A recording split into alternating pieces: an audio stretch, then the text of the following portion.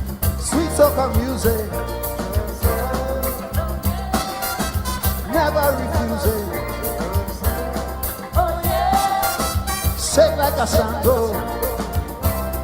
oh yeah. Why the hell you shaking? You don't know.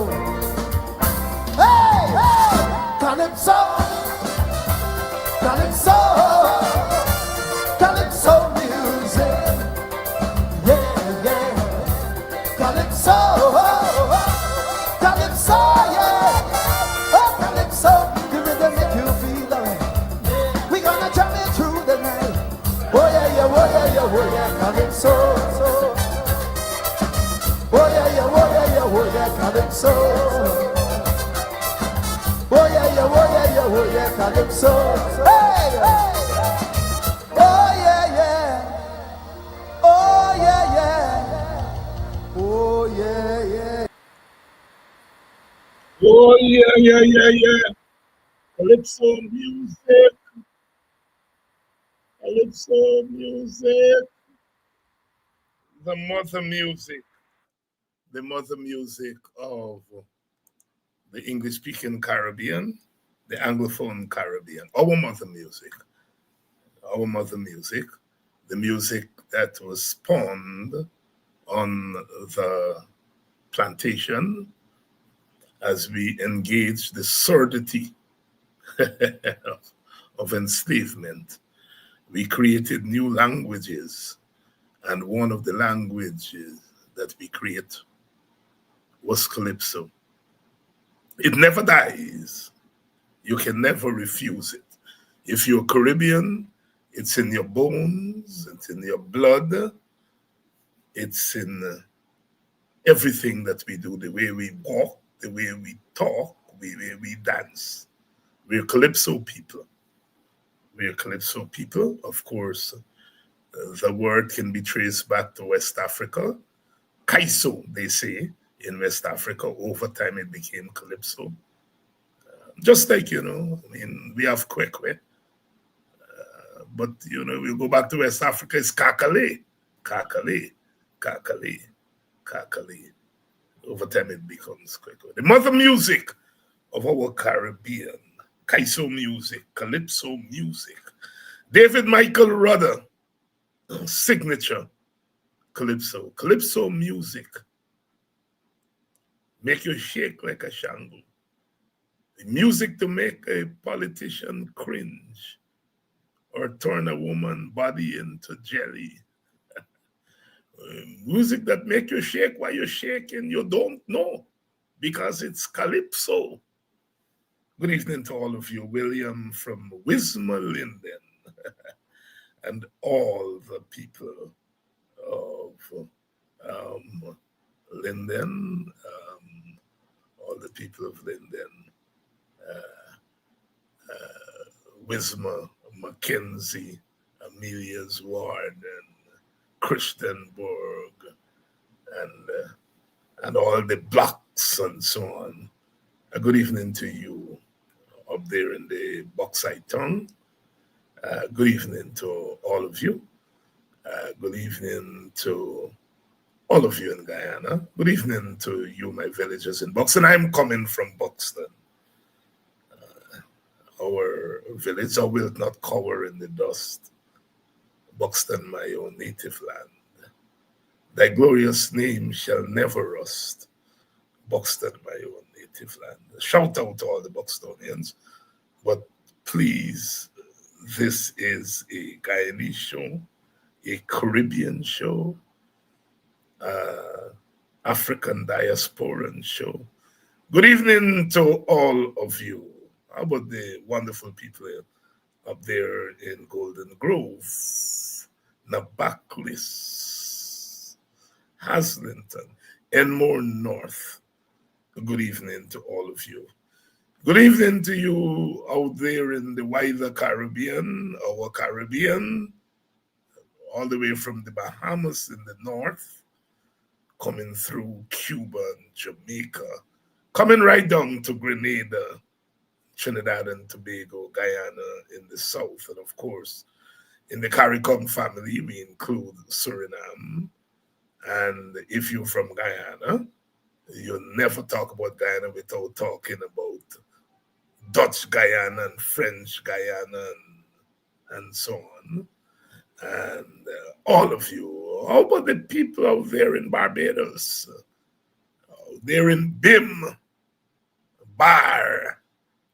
Good evening to my friend Alana and all my other friends in Barbados, Little Guyana in Barbados, as there is Little Barbados in Panama and Little Jamaica in Panama. A lot of people are saying they're going now to vacation in Panama. I think Copa Airlines fly from Guyana and Panama, quite a place. A lot of West Indians went there and worked on the Panama Canal. Lots of Barbadians and Jamaicans. And so there are sizable communities there. When you hear a Panamanian talk, sometimes you mistake them for Jamaicans. So good evening to all of you Panamanians. Good evening to those of you out there in Barbados. Barbados, good evening to you. My favorite island, St. Lucia. All you Lucians, good evening. And perhaps the place I have gone to most is Grenada. And Grenada, of course, is going through its own period of trials and tribulations, as they would say. The United States has requested that the Grenadians grant them permission to set up satellites there to help track narco traffickers, ostensibly, in Venezuela.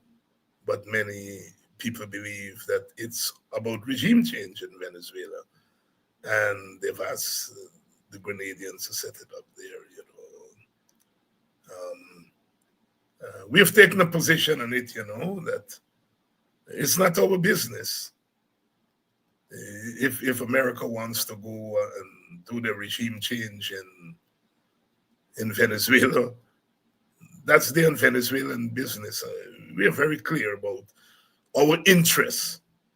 Our interests as a small state like Guyana, like Grenada and Barbados and others, is not to get into any big war and all that story.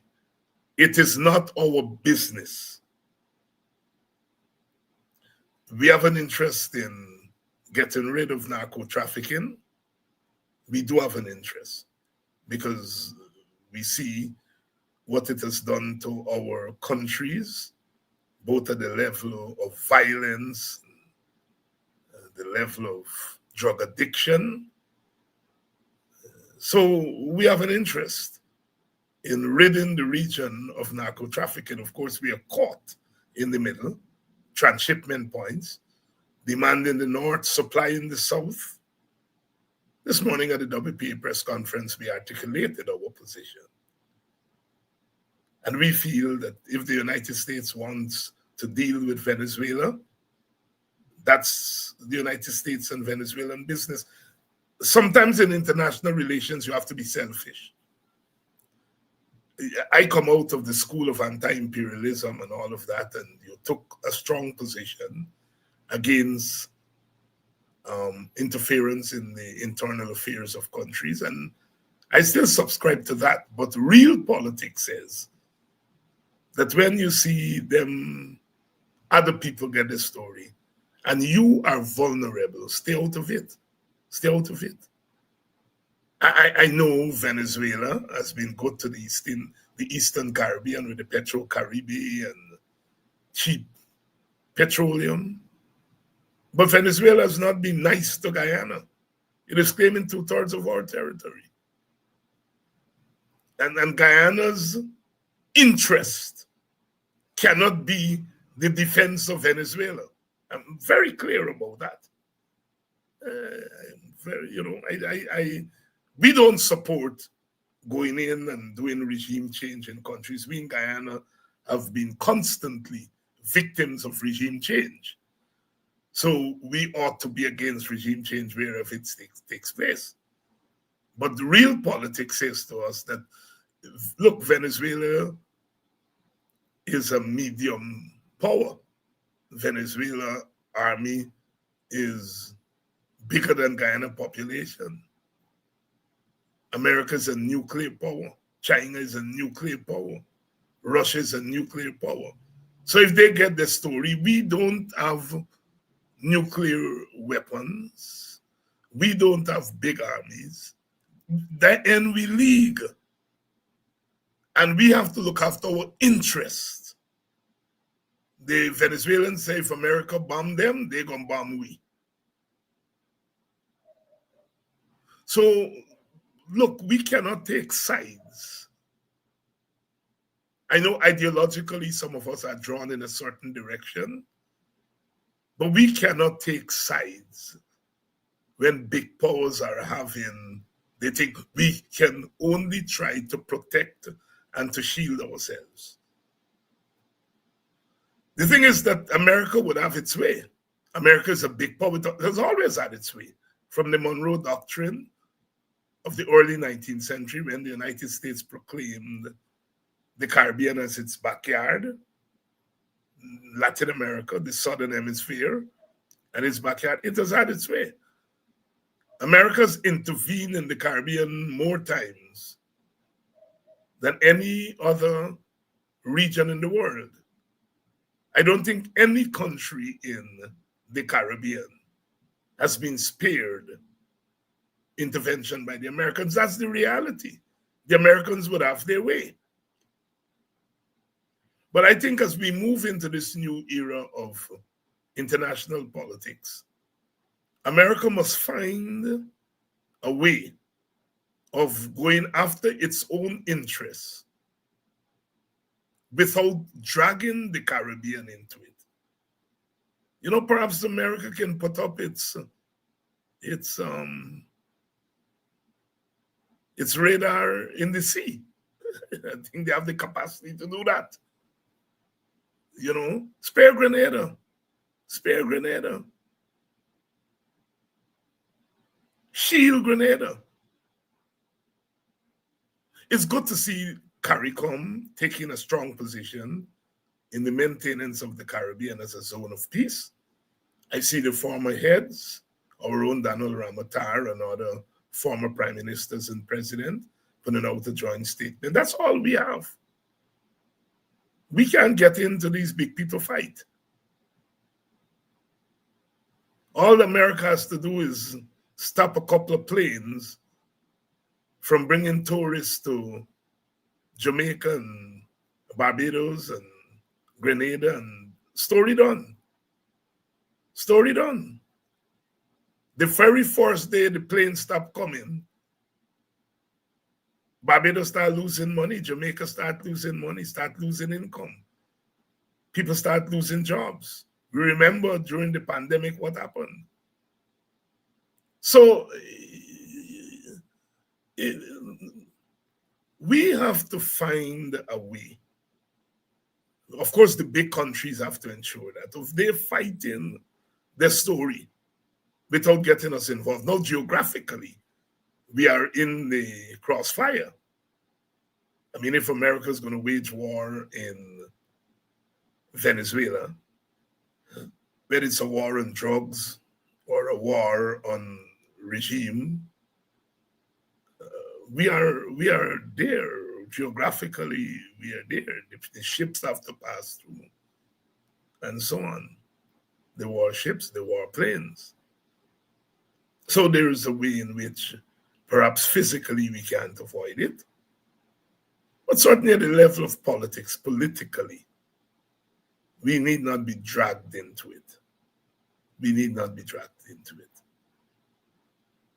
I know ideologically some people would want to defend Venezuela, but this is not about ideology. This is about real politics. Venezuela wants 2/3 of Guyana's territory.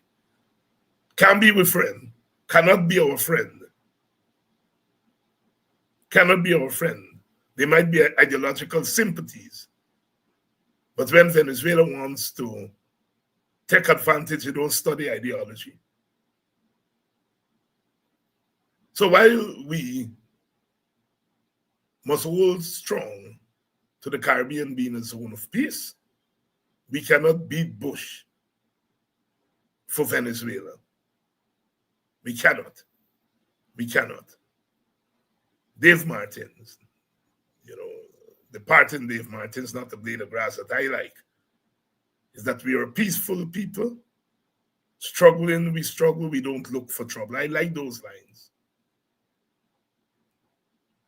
I like those lines.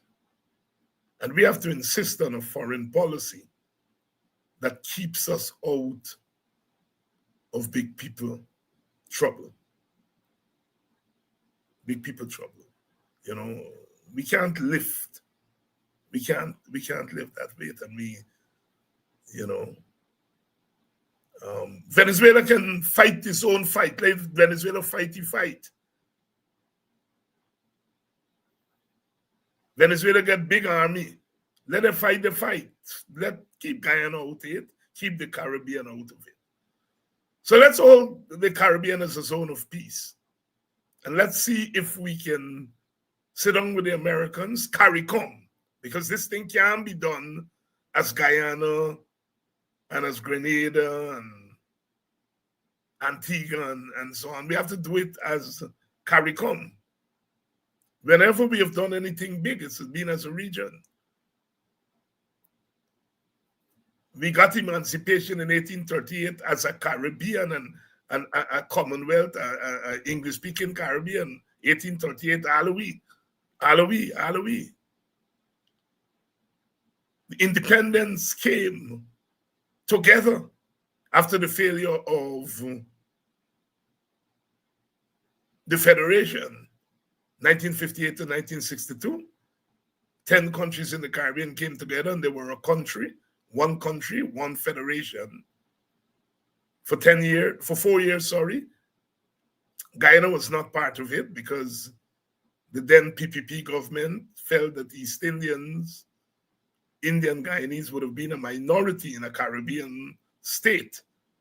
And so they kept Guyana out of the federation. The party split because you remember the first split was when the Burnhamites left in 1955. And then in 1956,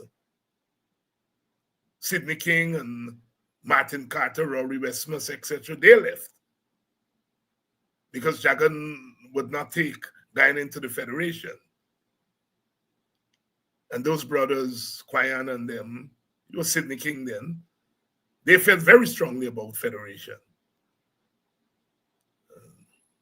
That is why we are not part of the University of the West Indies and so on. But the Federation broke up in 1962. Because Jamaica, then led by the Jamaica Labour Party under Alexander Bustamante, Jamaica decided that they were the big country and they didn't need the rest of us in the Caribbean. And they were leaving the Federation because they said, since we are one country and Jamaica was doing well, it was earning a lot of revenue from bauxite, calcined bauxite. They had one of the best grade, if not the best grade in the world, Guyana, Suriname, and Jamaica. Jamaica had plenty of it. And they rake in some good money. They also were getting money from tourism and from banana, because you see, Jamaica had opted out of sugar very early. And they had moved to bauxite, bananas, and tourism, to the point where the Jamaican dollar was stronger than the US dollar. Stronger than the US dollar.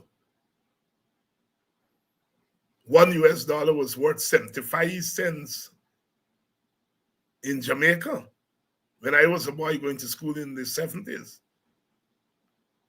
So Jamaica was doing well. Now the country, the people of the country weren't doing well because of the money that was coming in, the revenue, it was going to the elites, the big families, the white and brown people. It wasn't trickling down to the masses, but in terms of the macroeconomics, in terms of the numbers economics, Jamaica was doing well. And so it felt a thing. And so they held a referendum. And the people voted along party lines. The JLP wanted to leave, and the JLP supporters voted no. PNP supporters voted yes, but the no got the majority, and Jamaica left the federation. And Dr. Eric Williams said 1 from 10 leaves nothing, because Jamaica was the biggest economy at that time, strongest economy. And Eric Williams said 1 from 10 leaves nothing. That was the end of the federation. Quite a big blow to our Caribbean, because some of us, including yours truly, believe that if we had become one Caribbean federal state, we would have been better off today than as individual states. But credit, after the federation broke up, there was the Little Eight, which is now the OECS, the Organization of Eastern Caribbean States. And we often don't remember the OECS, but they're doing fairly well as an integration movement. They have a common currency. Those of you who travel know about the EC. A common currency, those Eastern Caribbean countries. They have a common central bank. They're doing better than CARICOM. Common currency, common central bank. They have a common airline, LIAT, and so on. They have a common code, the OECS code. So in many regards, the OECS is doing better than CARICOM in terms of the integration movement, the Organization of Eastern Caribbean States. The OECS, or the Little Eight as they call themselves, and then that morphed into CARIFTA, the Caribbean Free Trade Area. It's included Barbados and Guyana and so on. And then finally, in 1973, they signed the Treaty of Chaguaramas, which brought into being what we know today as CARICOM. And 73 to 2025, been 52 years, we have held it together. We have a common court, but not all the CARICOM countries belong to the court. The court is in Trinidad, the CCJ, but Trinidad is not a member of the CCJ. We don't have a common currency, which of course hinders trade. You move from Barbados to Trinidad and you got to change currency.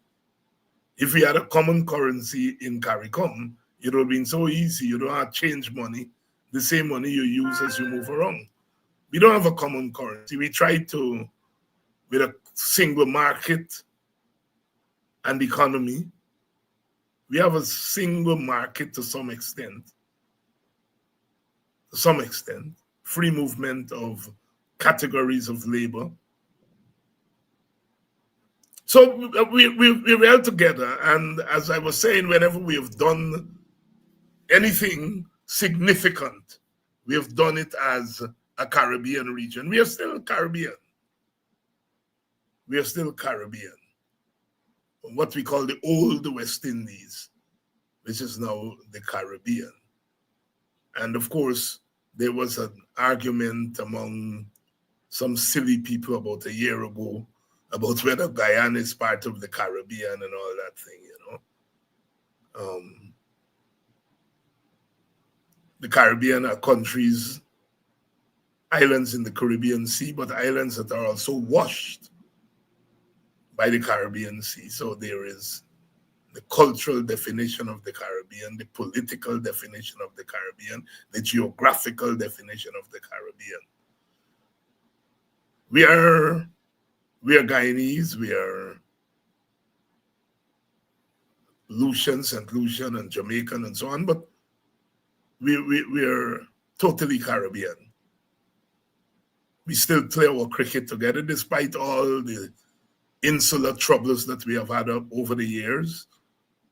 We still remain the Caribbean. Remember, Barbados wanted to go off and play on their own, and there was actually Barbados playing the rest of the world. when Sir Frank Worrell died in 1967. And as that match was going on, they flew Worrell's body over the ground because Worrell was living in Jamaica. Frank Worrell, the greatest West Indian cricket captain. And Worrell was totally against Barbados going off on its own. Thank God we're still together. People still talk about us going off on our own. I think the PPP regretted. I hope they have. I don't know. Not taking Guyana into the integration movement. But under Burnham, Guyana played a very significant role. That is why the CARICOM Secretariat is in Guyana. Burnham revived Guyana's role in the integration movement. The PPP has always played games with Caribbean integration. They've never really committed to it.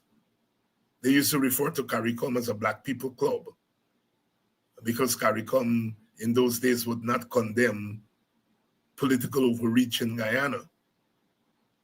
And now, they are coddling CARICOM leaders because CARICOM leaders are prepared to play ball with the PPP regime. But I don't think the PPP is as committed to regional integration as the other political parties, major political parties, such as the PNC, our own party, the WPA, which came out of the integration movement. Integration is a very important pillar of the ideological thrust of parties like the WPA. So it's a trying time for us in the Caribbean, but we keep on keeping on. And we hope that we are not drawn in to the pending war between the United States and Venezuela and others. Good evening to all of you and welcome to Politics 101. We are getting there. I know we have been a little spacey with our programs in recent weeks. Lots of challenges and so on, but we are getting it together. We'll get back to our regular programming. We hope that we can go through this week without any interruption. Welcome to all of you. Welcome to my good friends in Ansgrove. A very good evening to you. Very good evening to all of you in West Bobis, East Bobis, Quarantine, Essequibo. Good evening to the people in Bartica. We have a fairly large following in Bartica. A good evening to you. Good evening to all of you. Good evening to my friends in the Northern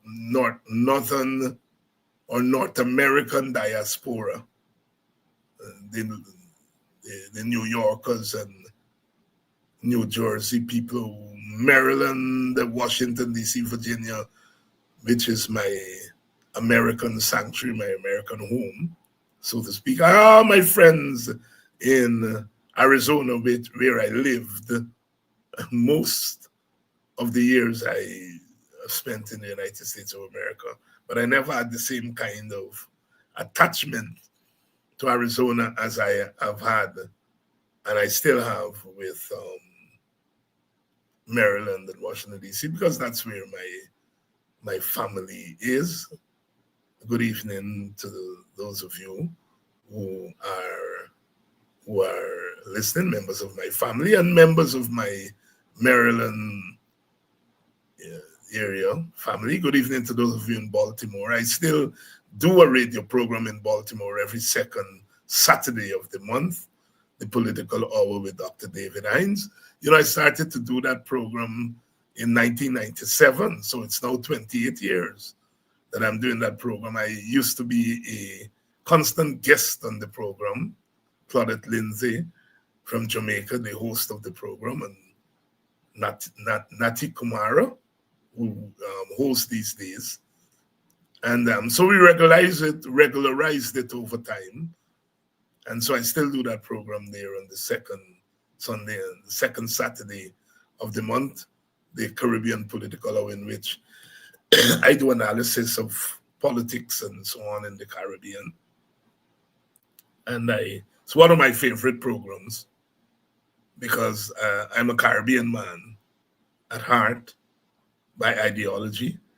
And sometimes, it's got to get away from the conflictual politics in Guyana. In the Caribbean, nobody calls me a racist.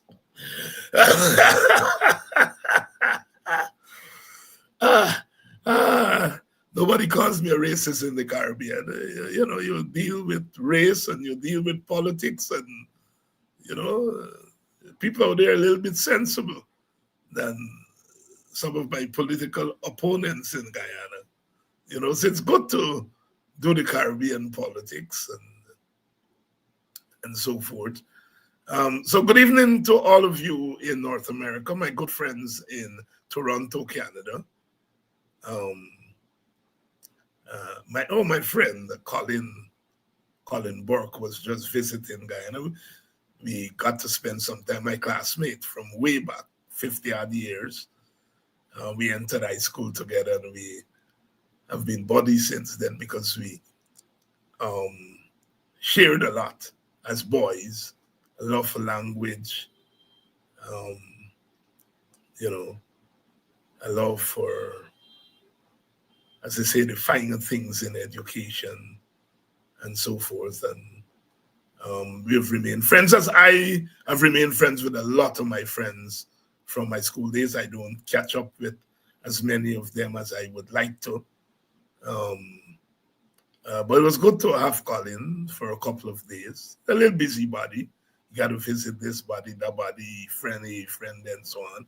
But we still had some times to carry in some of them cracks in Buxton, and, we swing you around when you meet Line Tap. He said, oh, is Line Tapper there, yes, swing up, yes, swing up, and so on. And thing. But it was good to have him moment to have him. Good evening to my buddies in Buxton. I hope we are going to have a zone of peace this week, because next week is Parliament. Next week, Monday, is Parliament. But that's another story by itself. So today, we had this big bomb blast in Georgetown. Tragically, a 6-year-old child lost her life. Other members of our family are injured. There is talk of terrorism and so forth. And look, and there is a view that the gentleman or the man who set the bomb may be a terrorist planted here by Venezuela. One has to be very careful. Although there are all the signs, it was not an accident. All the signs, it was not an accident. Look, as we said at the WPA press conference this morning, we live in a neighborhood. We, Guyana, live in a neighborhood in which we have to pay attention to security. We are a petro state. We are next door to Venezuela, which is in trouble with the most powerful country in the world. Venezuela lays claim to our territory, and they are persistent with that. And so our country has changed. And our government seems to think that change means just building some roads and bridges and giving people some $2 million, $3 million contract and so on. But it's more than that. We have to be able to protect our people. And we have had a security apparatus that is more concerned about going after political opponents than really going after potential troublemakers. The opposition not bombing any gas station And the fact that that can happen in the middle of our city, just like that, I think our government has to take responsibility. And I say this deliberately.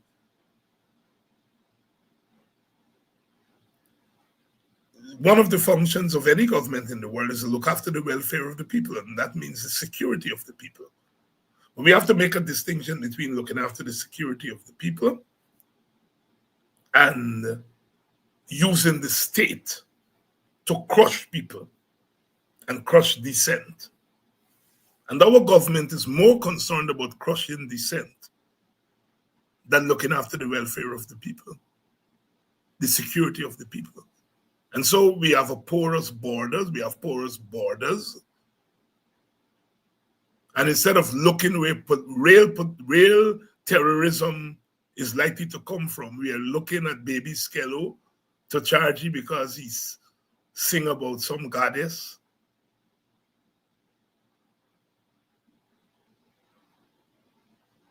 And other insignificant things. That's what our security apparatus is, rather than to look after the security of our people. We offer our condolences to that family. Another child is gone, life snuffed out, family, multiple injuries. We offer our condolences. But we hope that our government takes this opportunity to take the security of the people seriously. We are against a police state. I don't want to live in a police state. So I don't want the government to go around the place in the name of fighting terrorism and creating the apparatus for police state. The cameras were able to pick up the man today and so on. And that is all well and good.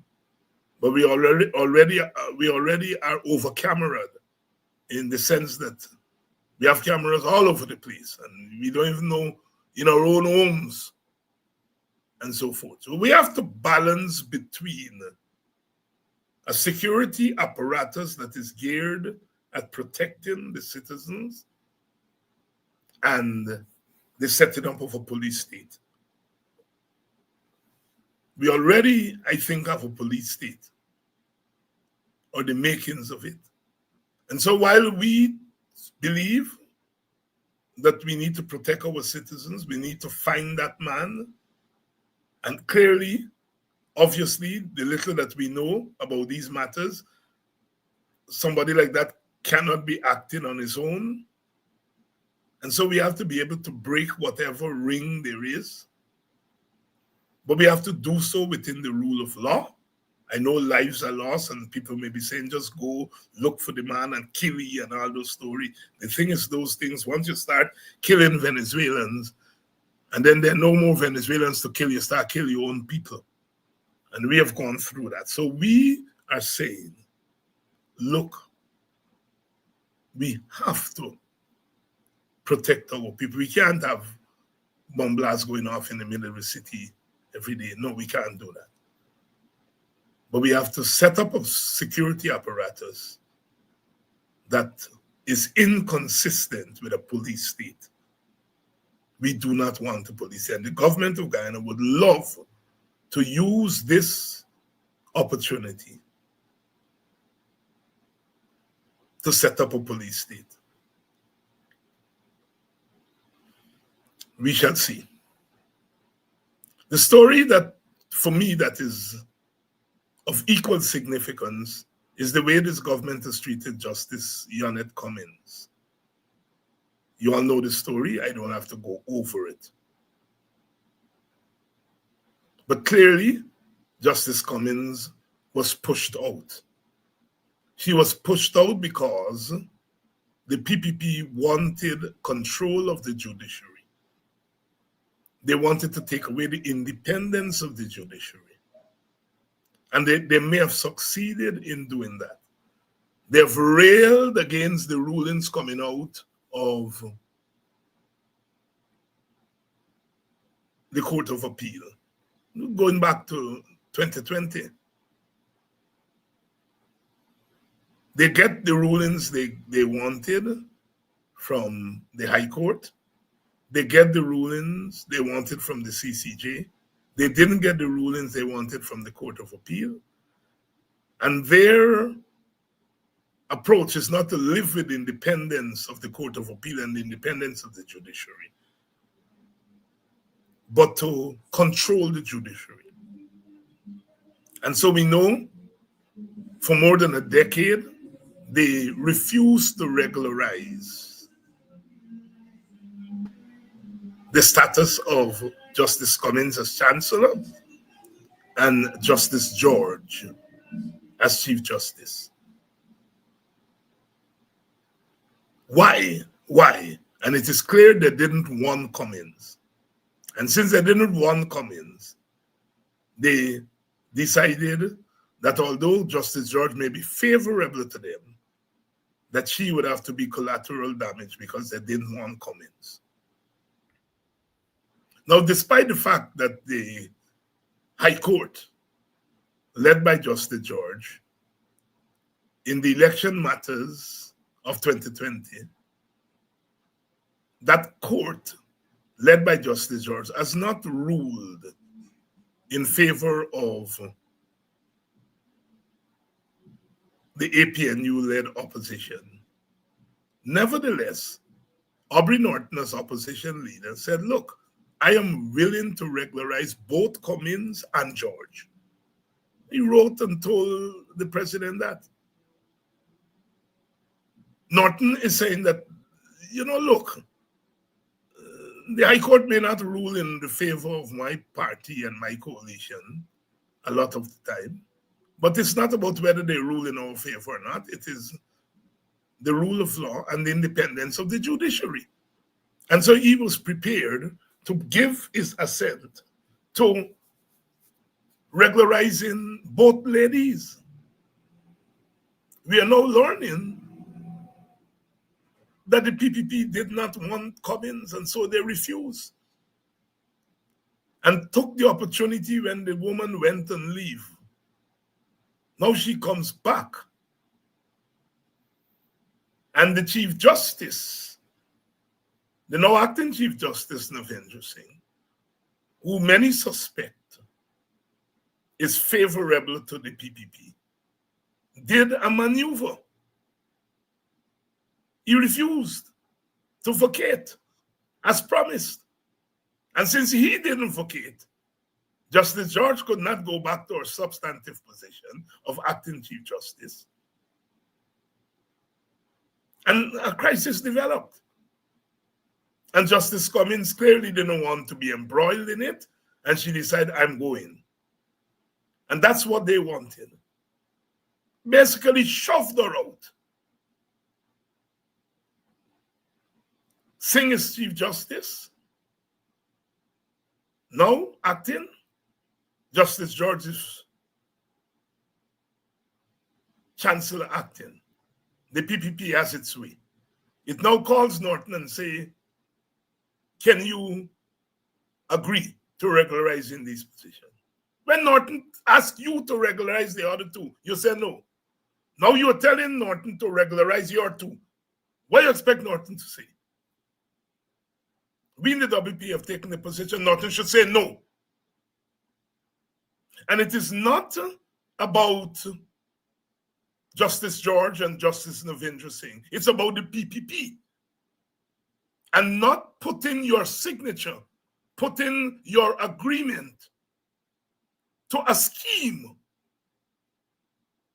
Political gangsterism, the PPP, in trying to control the state, the government, and the society.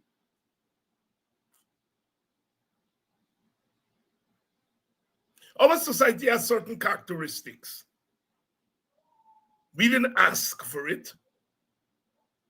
We are sharply divided politically as parties. The PPP, the PNC, and the other parties, sharply divided. We are sharply divided along ethnic lines. Africans, East Indians, Native Indians, Native Americans, indigenous people as we say these days. Those are the realities of our society, our political geography, our political sociology. Look, the PPP is controlling the leadership of the police force. It's an African, but clearly partial to the PPP. The crime chief, clearly partial to the PPP, not necessarily African. The army, clearly partial to the PPP, or so the PPP thinks, not an African. The president, not an African. The vice president, not an African. The prime minister, an African, but PPP.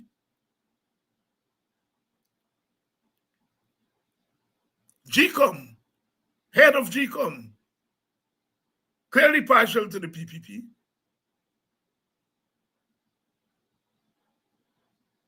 The leader of the opposition, not necessarily partial to the PPP, but not an African. Now the Chief Justice, not an African, assumed to be partial to the PPP. As far as the Chief Justice is concerned, the PPP thinks he may be partial to them. I don't know. I don't care what is the political affiliation of any justice, any office of the court. But clearly the PPP thinks that these people are partial to them. So look at all the constitutional bodies. Look at where power lies in the country. They're mostly non-African. You have 10 commanders, I think 6 of them, that's police commanders. 6 of them are non-African. And in a country where your ethnicity is perceived to be reflective of your party position, so we have a situation where all these state positions of power are filled either by non-Africans or Africans who are favorable to the PPP. So the concept of one Guyana is one Guyana dominated by the PPP. A one-party state. And a one-party state in a place like Guyana begins to look like a one ethnicity state. Now, like I said, I do not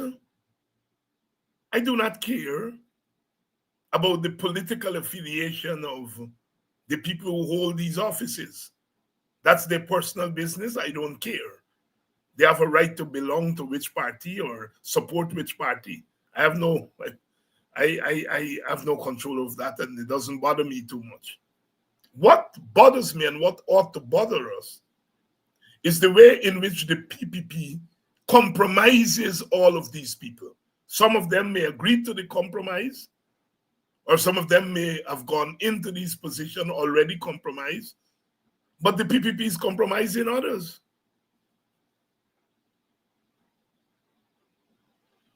And so you look across the political landscape, president, vice president, leader of the opposition, prime minister.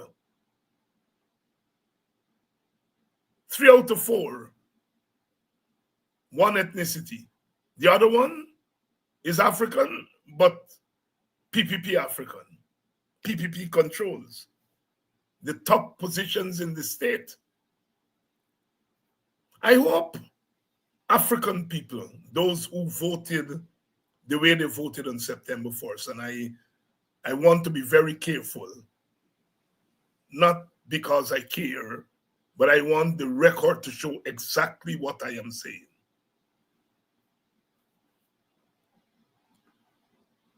Political behavior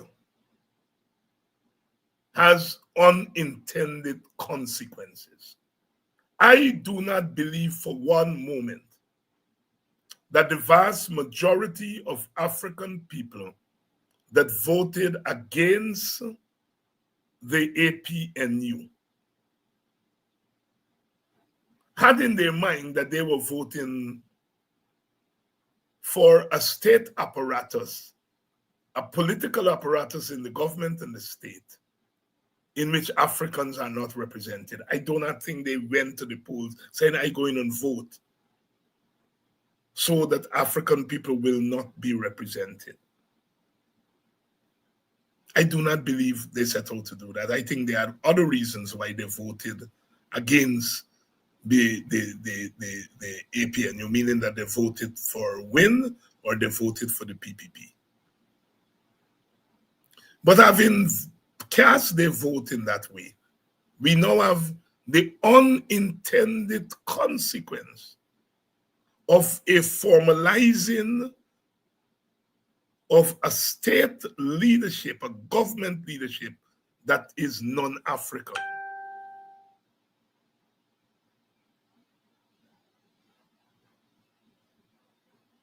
The Prime Minister is African. The Prime Minister is African. But ideologically, he's phenotypically African. He's phenotypically African. But ideologically, he's not African. He's not African. And so what you have is a multi-ethnic society in which you have three major ethnic groups. And two of the ethnic groups, Africans and Amerindians, do not see themselves when they look in the mirror of the government and the state. And that's dangerous in a multi-ethnic society. It's dangerous because the multi-ethnic society ought to offer security to all the ethnic groups. So if you're African, you look up, you see Ali, you see Jack Dio, you see Azadin.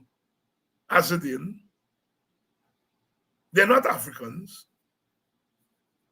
You don't see yourself there phenotypically. You look, you see Mark Phillips, Prime Minister, he's African. But he's not ideologically African. And so what you have is the non-representation in the symbolic picture of the state. Amerindians don't even see themselves at all in the top echelons of the state and the government. Not at all. Granger had an Amerindian vice president. PPP doesn't. So I hope those who cast their votes are now learning lessons.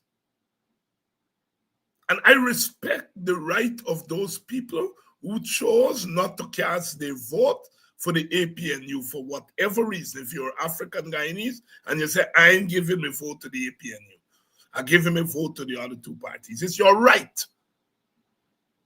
But I am sure you did not vote for the outcome. You did not vote for some of the consequences that have come about as a result of your vote. So now the PPP is back in power. The opposition leader is not the party of your first choice, your traditional party.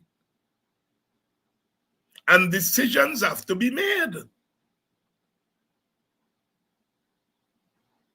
Decisions have to be made. Norton, I hope he doesn't give his agreement to regularizing the two nominees of the PPP for Chief Justice and thing, not because he just doesn't support. He has already said he's supportive of Roxanne George. But in the circumstances, in saying yes, no, he would be putting his endorsement on the shoving out of Cummins. Yes, he would be endorsing George, but he would be endorsing the shoving out of Cummins and he would be endorsing the imposition of Navindra Singh. So this is not about Roxanne George, because Norton already said, I want to regularize Roxanne George. But if he were to say, no, I am going to regularize George, he would be, I repeat, he would also be saying, I'm endorsing the brutalization of Yanet Cummings. And I'm endorsing the imposition of Navindra Singh. So Norton should not.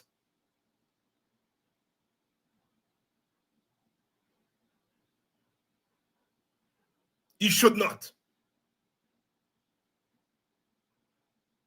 Now, once the parliament is convened and one hopes that Asadin Mohammed would become the opposition leader, I can say from the WPA standpoint, we do not intend to engage in any seriatons to deny Asadin Mohammed the position. I don't know if he can be denied the position. I don't see how he can be denied the position. But WPA does not intend to be part of any of that. He got the most vote on the opposition side. Let him become the opposition leader. We are not going to be engaging in any of that nonsense. All right? So, Asadin and Ali, and once you say Ali, you got to say Jack Dio. Asadin, Ali, and Jack Dio, 3 Indian men, will get the chance to decide who becomes chancellor, who becomes chief justice. They will get the chance to decide who becomes commissioner of police. They will get the chance, possibly depending on how the court rules, to decide who,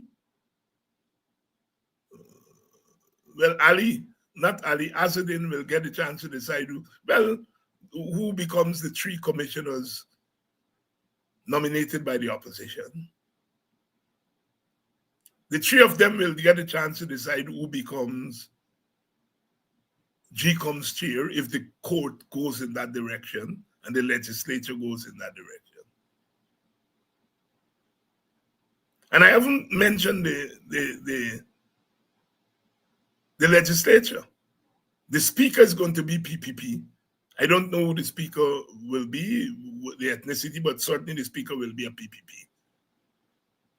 Most likely the deputy speaker will be Win, come from Win, if they follow tradition. The leader of government business would be PPP. The leader of the opposition would be PPP.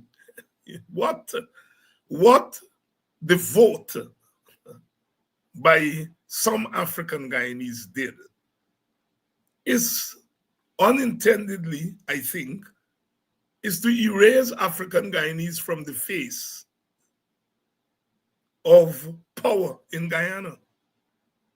It's serious business.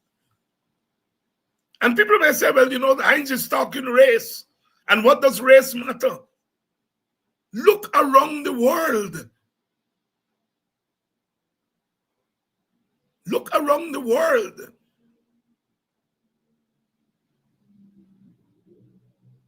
Kamala Harris was African American. She was the nominee of the Democratic Party. She promptly named a Caucasian man as a running mate.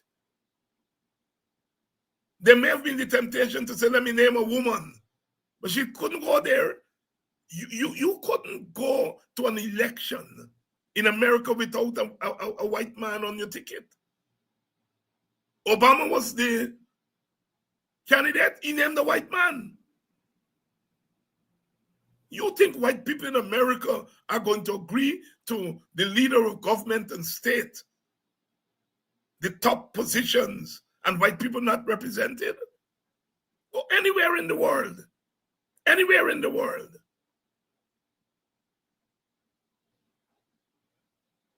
Mandela took power, voted with over 70-something% of the vote. He promptly named F.W. de Klerk, the former apartheid leader, as a vice president. Ethnic representation, symbolically and non-symbolically, matters anywhere in the world. And you are looking at a Guyana in which the two of the major ethnic groups are not represented in the state. Henry Jeffrey is going to be here this week, and he has been warning us about domination all the time. The PPP domination. People like myself have been saying to you all, look at the institutions of state and government. Look at them. Look at where power lies.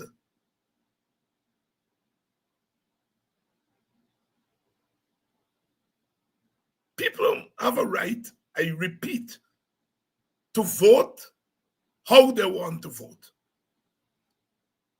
But the vote, as I've been saying on this program over and over again, the vote is not just an individual construct.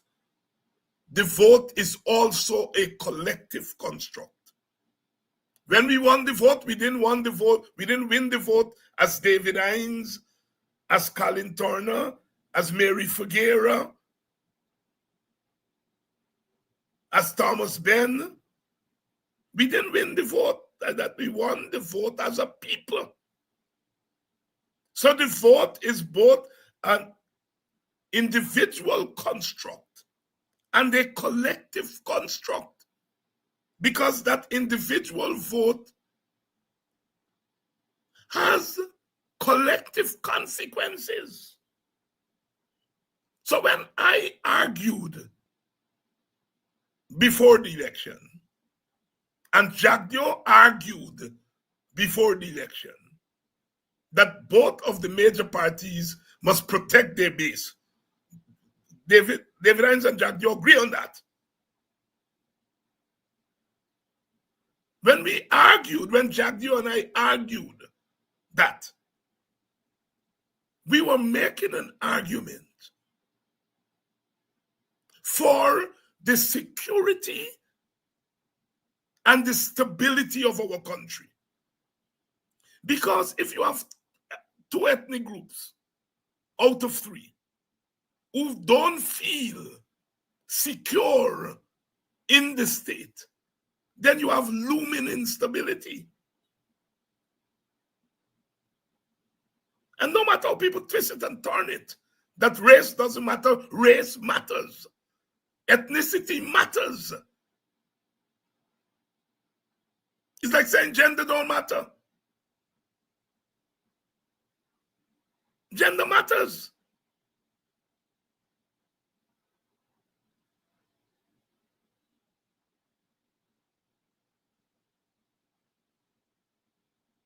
There are things that women cannot get away with in a society that men can get away with. Class matters, social class matters. We see what was done to Aubrey Norton. All those people who see Aubrey Norton not electable, they're going to have a beer with him, have a drink with him, normal. Because, but when it comes to him holding power, state power, they have a problem with him. They don't have a problem in having a drink with him and sitting in a boardroom in a meeting with him. As I usually tell my friend Torquay, my PNC friend from Buxton, who's a diehard Norton man, that this is not about Norton, the person. This is about Norton and the class that he represents, or the class that he comes from. And if you don't understand that, you wouldn't understand what happened to Norton in these elections. So class matters. Ethnicity and race matter. Gender matter. And people can't turn those things off and turn them off as they like. They are there. They matter. You Indian girl, you go home, you tell your family, I met this nice boy at UG.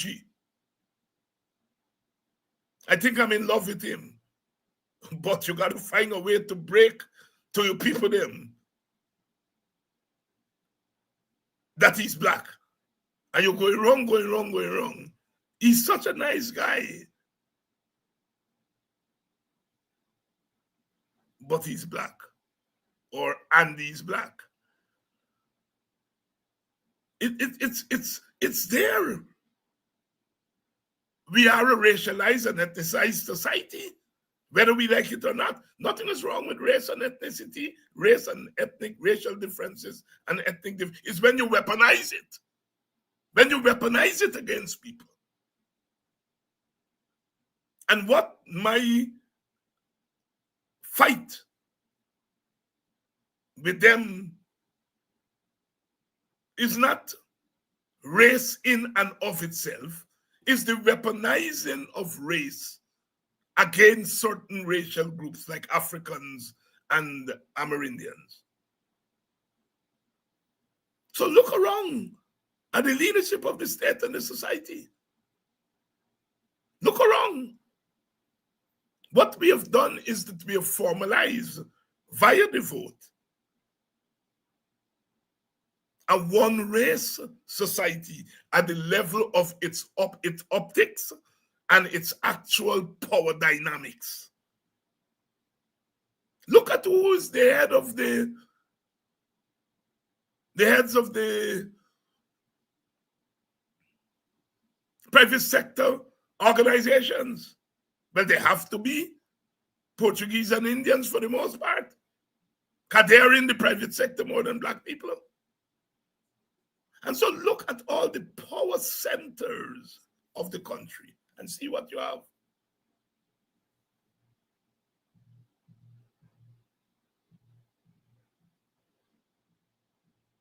The opposition leader has the power to say no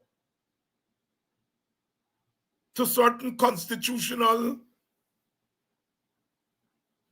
office holders. He has the power, or she has the power to say no to who is regularized as commissioner of police, who's regularized as army leader, who's as GCOM, as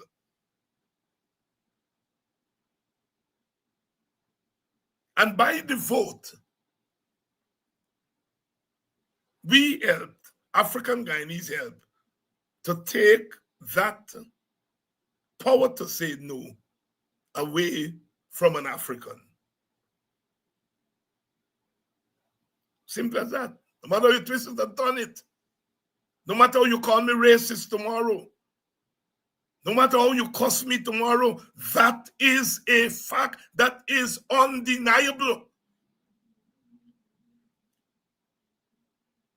The PNC was always careful to make sure that it had that ethnic diversity, even if it was window dressing, as we in political science would call it. The PPP is not even doing window dressing.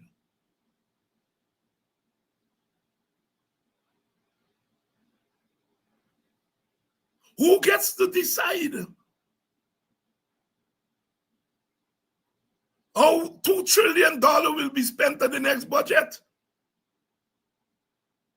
Jack Joy is sitting down, he writing the budget right now. He and his people around him. I would like to see the ethnic makeup of that team that's writing the budget.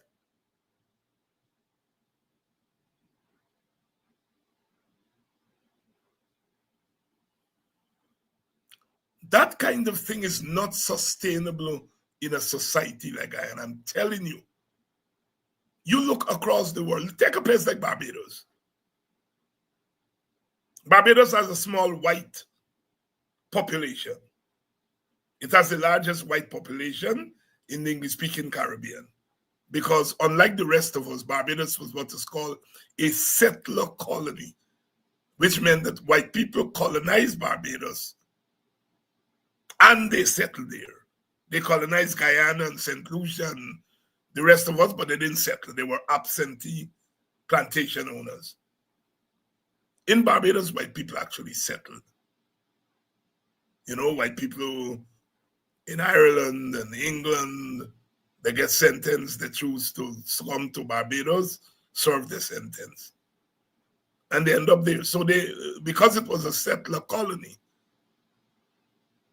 they have a larger white population than the rest of the English-speaking Caribbean. In America, they call poor whites rednecks. In Barbados, they call poor whites red legs. So these are poor white people, but they were white nevertheless. At one time, Barbados seceded from the British Empire. A lot of people don't know that. Because the white people in Barbados felt that they should not be colonized by England. They didn't have a problem with England colonizing St. Lucia and St. Vincent and Guyana and so on, because there were mostly black people there. But these were white people in Barbados. And they took offense to being colonized by the fellow white people in England and seceded. Seceded. They eventually came back into the thing. And that is why Barbados is slightly different from the rest of us. Barbadian blacks had access to education, formal education, earlier than blacks in the rest of the Caribbean, the English-speaking Caribbean, because they had to make education accessible to the whites in Barbados. And since it was accessible to the whites in Barbados, blacks had access to it too. So when black Barbadians behave as if they're a little better than the rest of us in the Caribbean, it comes from that. The second oldest parliament in the world is the Barbados Parliament. Because during the period of slavery, there was a parliament in Barbados. Second oldest parliament in the world after the British Parliament. We're doing some teaching tonight. Yes. Yeah, I can't help it. The teaching got to come in. But it comes in handy. So what has happened is that this white population in Barbados, over time, became the elites in the society.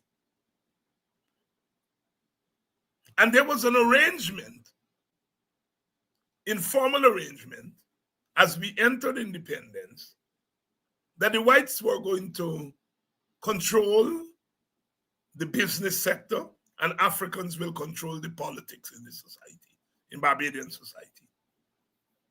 And that agreement held and still holds true in Barbados. What has happened is that Barbadian blacks, through education and politics, now are saying that we want to be a bigger share in the economy. And I think there is a transition going on there that more and more black Barbadians are now becoming part of the economy.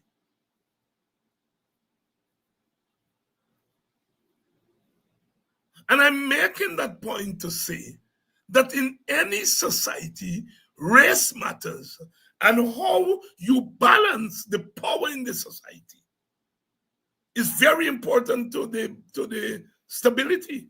Barbados was able to remain more stable than the rest of us because it worked out that arrangement with the whites.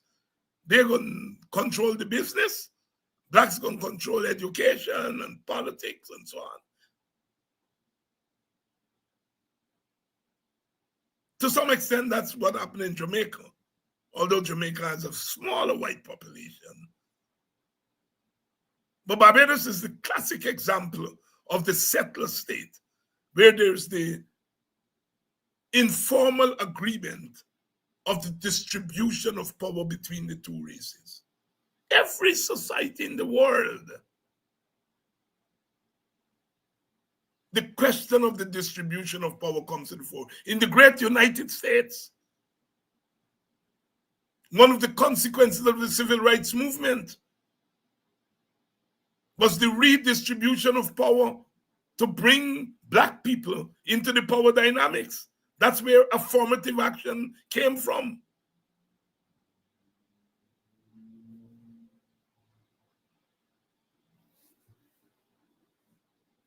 Lyndon Baines Johnson, Great Society,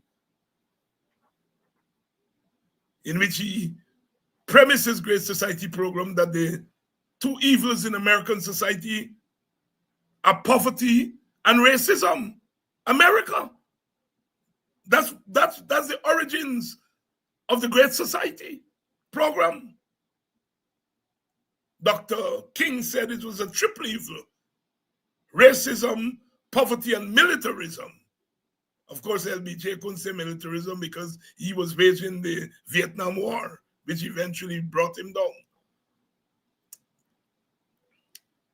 But the point I'm making that no matter how they try to deny it in Guyana, race matters, and people of all ethnic groups like to see themselves represented in the channels of power. I remember first going to the United States, and I could say, I come from a country with a black prime minister. Look up the road, the priest is black. The postmaster, black or brown. The commissioner of police, black or brown. And going to America, and Americans we're not accustomed to seeing those poles of power looking like them. We took it for granted in the Caribbean.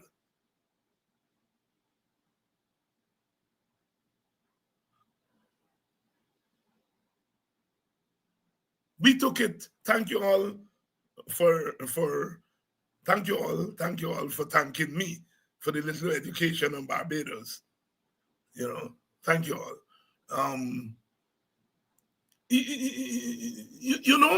So people, no black Americans, black Americans of all ideologies, conservative, Republican, Democrat, progressive, liberal, all of them cry when Obama got elected.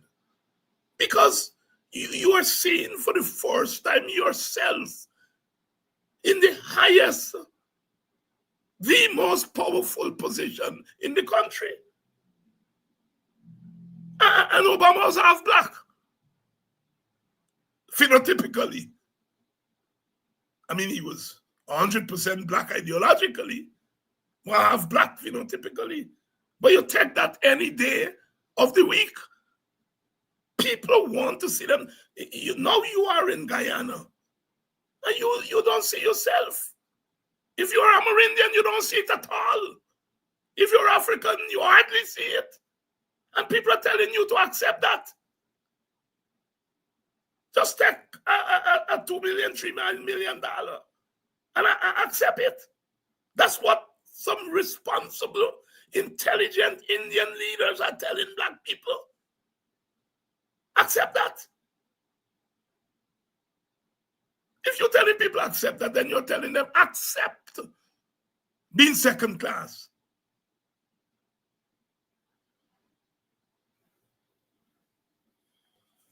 We come in peace, always in peace. WPA, and with this, WPA today said that on the matter of GCOM representation on the opposition side, we said today that ultimately that matter has to be decided by the courts and perhaps in conjunction with the parliament. That is, the court has to say, if you have a new opposition leader, whether that means that that opposition leader gets to choose new commissioners and perhaps choose a new commission, a new chairman of the commission. The Constitution is silent on it. The court will have to tell us what they think the framers meant. Depends on how the court rules. the matter may go back to the legislature to make laws that make it explicit that if and when you have a change and who's opposition leader, then that person gets to choose new commissioners. The Constitution now is silent. WPA says, we accept the argument that that matter will have to be settled by the court and the legislature. We, however, say that in the interim, the 4 parties in Parliament, 5 by extension, APNU, which is made up of 2 parties in Parliament, the PNC and the WPA, the Forward Guyana Movement, the WIN Party, and the PPP, that they all should sit down and come to a political compromise or a political solution on this matter while the matter goes through the courts. Because whoever loses in the High Court is going to appeal. It'll have to go to the appeal court and then ultimately to the CCJ. That takes time. We feel that while we await the court and the legislature, that the political parties in Parliament should sit down and come to an interim agreement so that we can continue. The chairman of GCOM has no business saying that she's not convening GCOM. That's not our business. She has to deal with what is before her. And she has a commission of 7 people, including herself. Get on with the business. It's not your place to say that you are of the opinion that the Constitution says that when you have a change in leader of the opposition, you have a change in the composition of the commission. Then your business.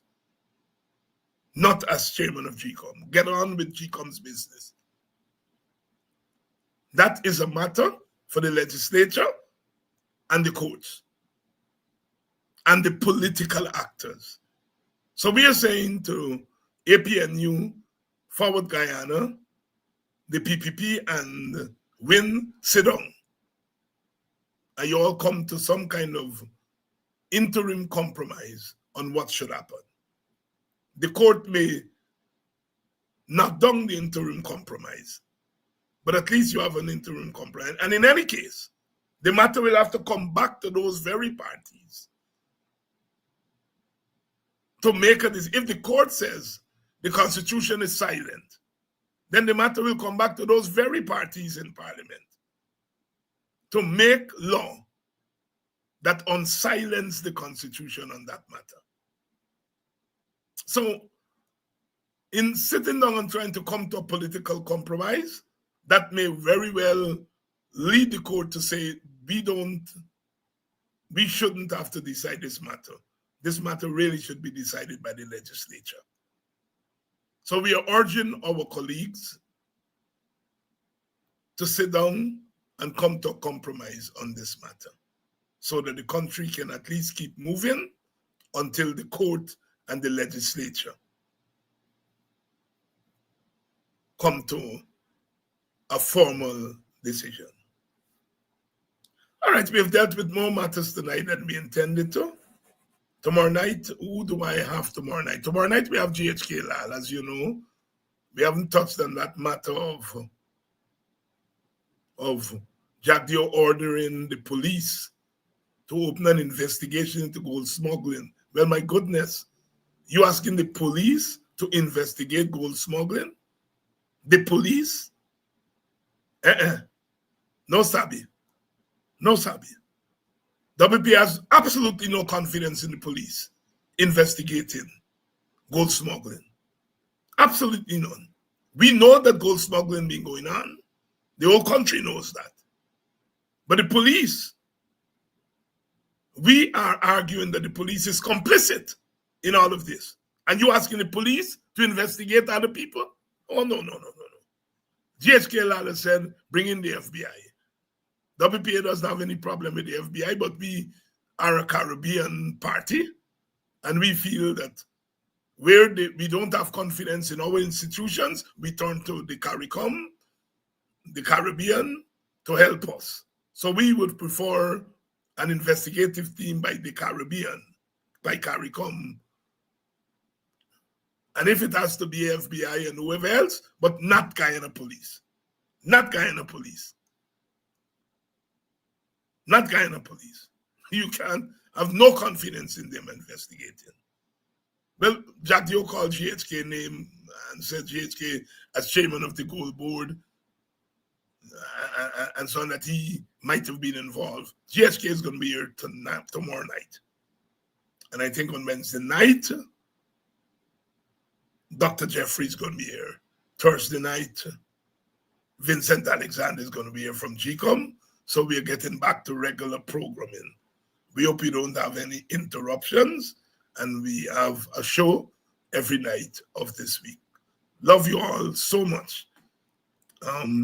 Without you, I can't do my thing.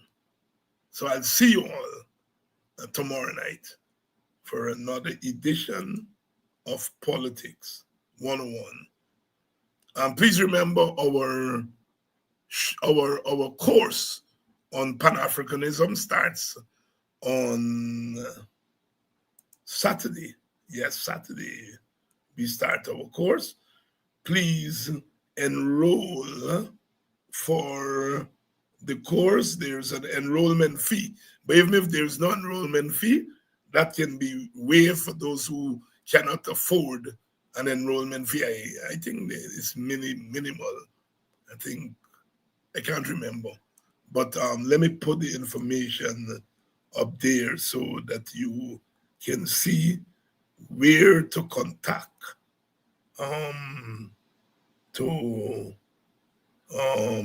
Here it is. The information is running at the bottom of the screen there. Please call, and they will tell you that there is an enrollment fee. If you don't have the enrollment fee, especially those of you in Guyana, please tell my assistant who is handling the registration. Just let her know, and that you want to be part, but you are not able to afford the enrollment fee, and she will enroll you in the course. It starts on Saturday afternoon from 4 to 6, and we'll be running for 7 or 8 Saturdays starting this Saturday. Please enroll on the course on Pan-Africanism. The information is at the bottom of the screen, where to call, etc., etc., etc. All right?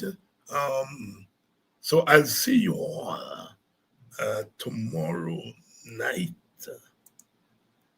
and when we have another program of Politics 101.